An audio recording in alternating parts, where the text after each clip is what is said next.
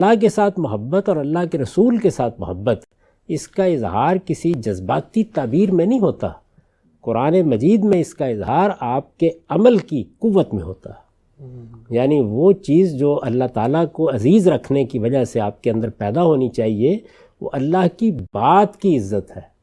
اللہ کے دین کی عزت ہے،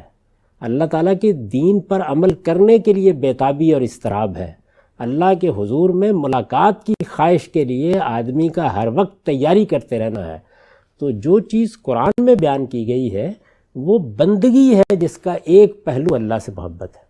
یعنی جو بنیادی چیز ہے وہ یہ ہے کہ میں اس کا بندہ ہوں، وہ میرا آقا ہے، وہ میرا مالک ہے، اور رسول اس کے نمائندے کی حیثیت سے آیا ہے۔ چنانچہ اگر آپ قرآن مجید میں دیکھیں تو وہاں پر جو تقاضے کیے گئے ہیں اللہ کے رسول سے متعلق وہ یہ ہے کہ ہم ایمان لائیں گے،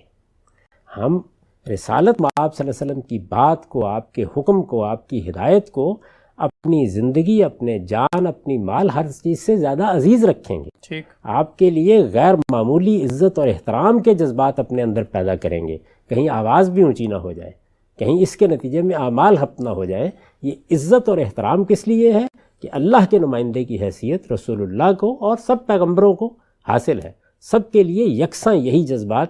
ہونے چاہیے۔ ان کی نصرت کریں گے، یعنی ان کے دین کی مدد کریں گے، ان کے پیغام کو دنیا تک پہنچانے کی صحیح کریں گے۔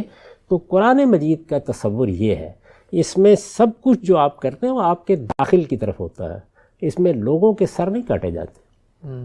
اپنے نفس کا سر کاٹا جاتا ہے، اپنے وجود کو تقوی کا پابند کیا جاتا ہے،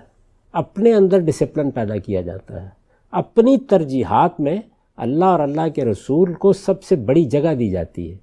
یعنی ان کا نام لیتے ہی اگر یہ معلوم ہو جائے کہ مجھے آواز کتنی بلند کرنی ہے تو میں سر تسلیم خم کر دوں، میری زبان، میرا گفتگو کا انداز، میری باتیں، میرا دوسروں سے کوئی معاملہ کرنا، بیوی، بچے، گھر والے، مخالفین، ان میں کہیں رسول اللہ صلی اللہ علیہ وسلم کی کسی ہدایت کی خلاف ورزی نہ ہو جائے۔ تو یہ سارا کا سارا معاملہ جو ہے وہ قرآن مجید کی روح سے اظہار عقیدت کا نہیں ہے بلکہ بندگی میں ڈھل جانے کا ہے۔ یعنی رسول اللہ کی نسبت سے جو عقیدت پیدا ہوگی اس کا لازمی نتیجہ یہ نکلنا چاہیے کہ خدا کی بندگی کا صحیح شعور پیدا ہو،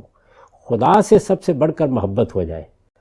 ساری دنیا سے اللہ کی بات، اللہ کا کلام ہمیں عزیز تر ہو۔ اور یہ عزیز تر ہونے کا امتحان یہ نہیں ہے کہ میں اس کو مارنے کے لیے دوڑوں، اس کی زبان گدی سے کھینچنے کے لیے تیار ہو جاؤں، نہیں، اپنے آپ کو میں اس کا پابند کروں، اس کے سامنے اپنے آپ کو جھکا دوں۔ یعنی میرے سامنے خدا کی ہدایت آئے، میرے سامنے خدا کے پیغمبر کی ہدایت آئے تو میرے پورے وجود پر لرزہ طاری ہو جائے، میں یہ محسوس کروں کہ میں کل کیا منہ دکھاؤں گا، مجھے ایک دن اپنے رب کے سامنے حاضر ہونا ہے۔ تو دین کی اگر آپ دعوت کو پڑھیں تو اس کی حقیقت یہ ہے۔ ٹھیک۔